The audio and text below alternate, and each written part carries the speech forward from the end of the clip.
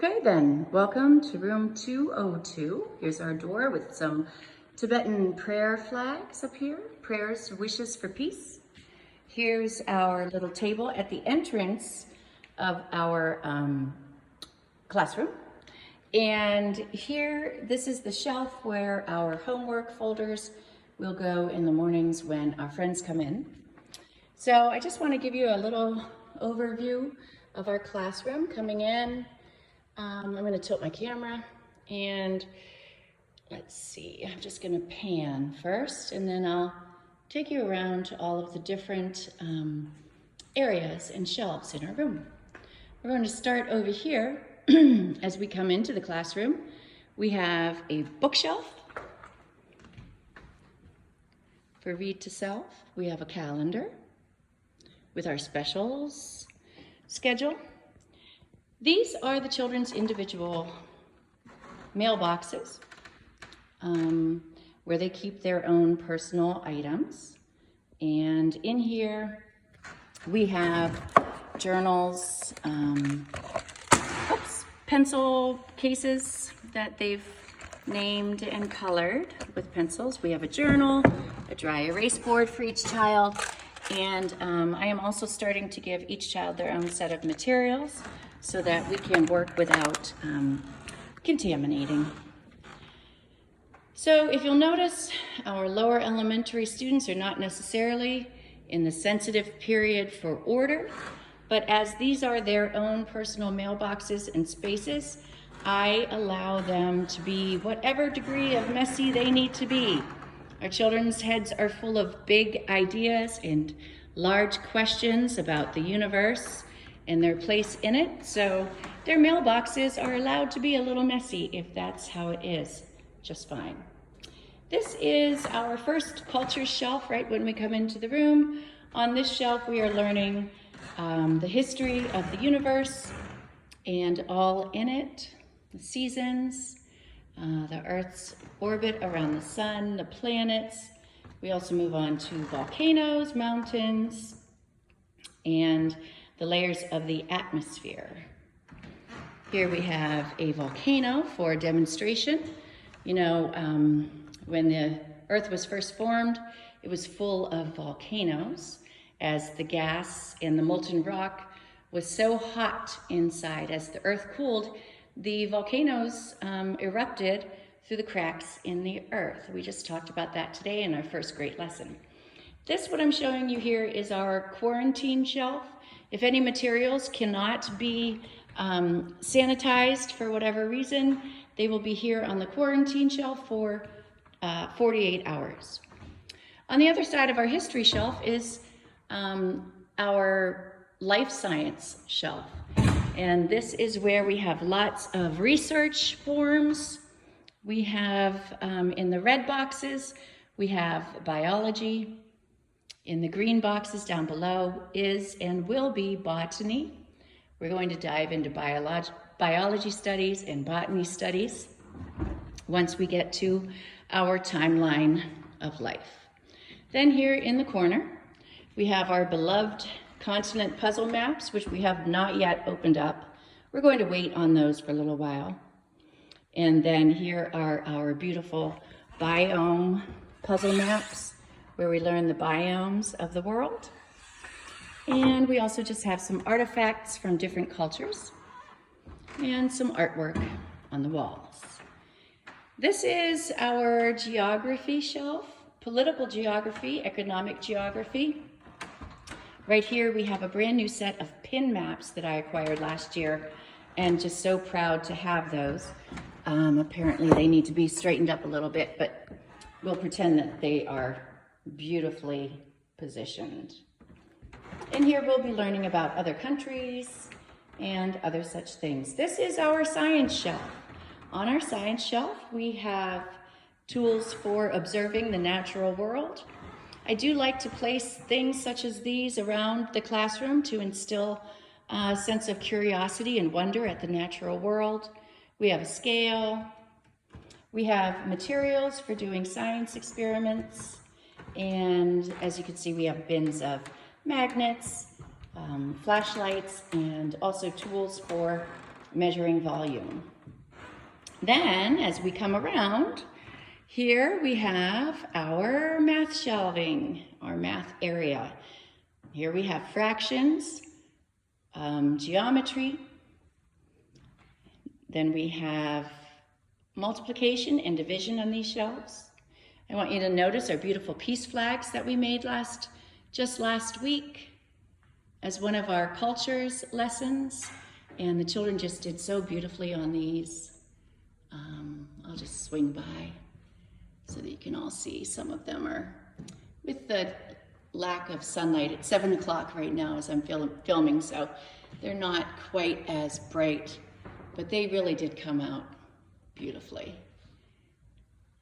And there we are with the peace flags. So on this shelf here, oh, don't forget, we have our beloved bead cabinet, still in use in the lower elementary, but in the lower L, we are not just counting, we're learning cubing and squaring. This shelf is for our addition and subtraction work. And on this shelf, we have our golden bead material and the Itard and Sagan boards, the teen and 10 boards. This is our box of order boxes. Order boxes help us to learn our number sense, how numbers are in relation to each other, and the patterns, the beautiful patterns that they establish.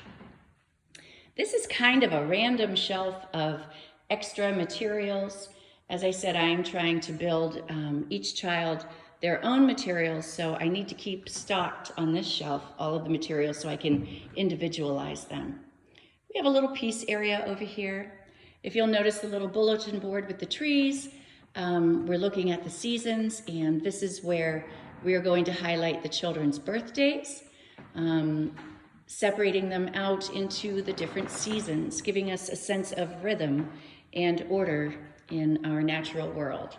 We have a huge, beautiful chalkboard here for giving lessons, and I'm going to back up just a bit so you can see the space.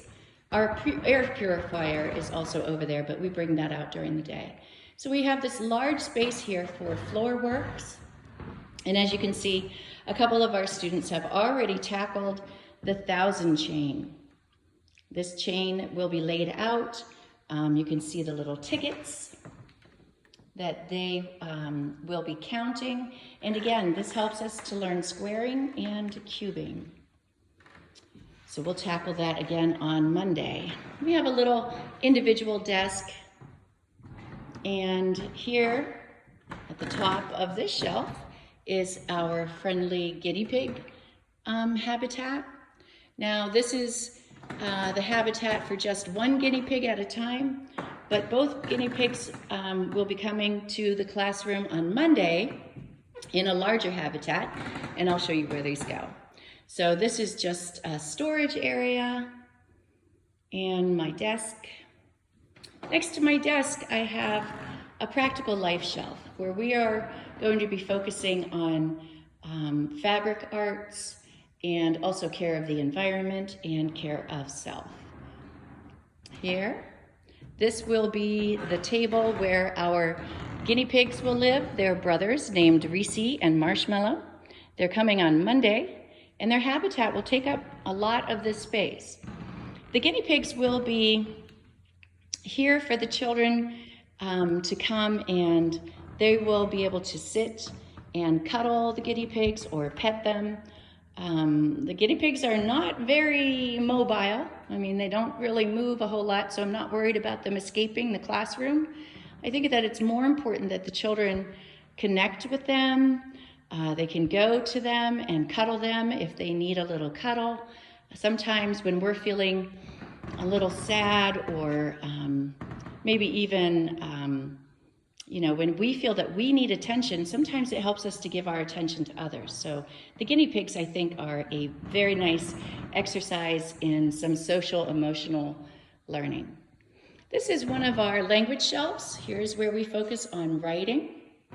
We have a sign language alphabet, some journal story starters, spelling work will go here, alphabetizing, and of course, also left from Children's House as well, we do also still work with the metal insets. Metal insets, we're not putting the individual pencils out. Each child has their own set of pencils. So I'm actually storing little vinyl table mats in these right now, so that when the children are working at a table, such as this one right here, they can lay a little vinyl mat on their table and it can be easily sanitized. Here we have, this is called the tower, and I think you can see why. This is every word study from compound words all the way through thesaurus work and homographs, homonyms, homophones, antonyms, synonyms, just about anything, quotation marks, anything that you can think of that is a word work goes there. This is a beautiful Washika work on grammar. We have the 9 functions of words and drawers with works inside of those. And then over here, we have what we call sentence analysis and also grammar. All of these beautiful grammar boxes designed by Dr. Montessori herself over 100 years ago. They haven't changed. I think that's absolutely fascinating that it still works. Behind the language shelf, you will see our also very beloved timeline of life. And I'll focus in on this a little bit for you. We start here in the Precambrian time, when the only life on our planet was blue-green algae, cyanobacteria. So much of it that it cleaned up the atmosphere on our Earth and allowed the evolution of all of these other organisms. We are going to dive into the timeline of life and study each and every era and geologic time period. So that's just beautiful. It's one of my favorite lessons, and it takes up a lot of the work and stimulates a lot of curiosity and research. Here we have Wasika Language Works. It's a early phonetic reading program, beautiful boxes. The children work through the boxes, starting with red, orange, yellow, green, turquoise, blue, purple, pink, and then finally gold. So this is a nice exercise. As you notice, we do have plants in the environment that the children are responsible for caring for. They also will be responsible for caring for the guinea pigs, as well as being responsible for cleaning our classroom. And I just want to give you a look, that was a look from the front, and then I'm going to back up for you to take a look at our room from the very back. We do have shields on the tables where we can separate children with a shield if they are facing each other. So that's very helpful, because it is important too that we have enough floor space to work on with our rugs. Movement is so important in the Montessori classroom, and it's integral to the children learning. So we want to make sure that we have enough room for the children to be able to move and do their works and still be socially distanced. So it's a brief little overview. Thank you so much for coming to our classroom tour. If you have any questions, please don't hesitate to reach out. Thank you for visiting.